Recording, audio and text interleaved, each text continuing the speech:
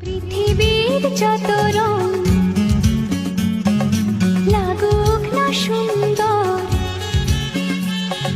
সবচেয়ে যে মধুর সে যে সিঁথির সিঁদুর।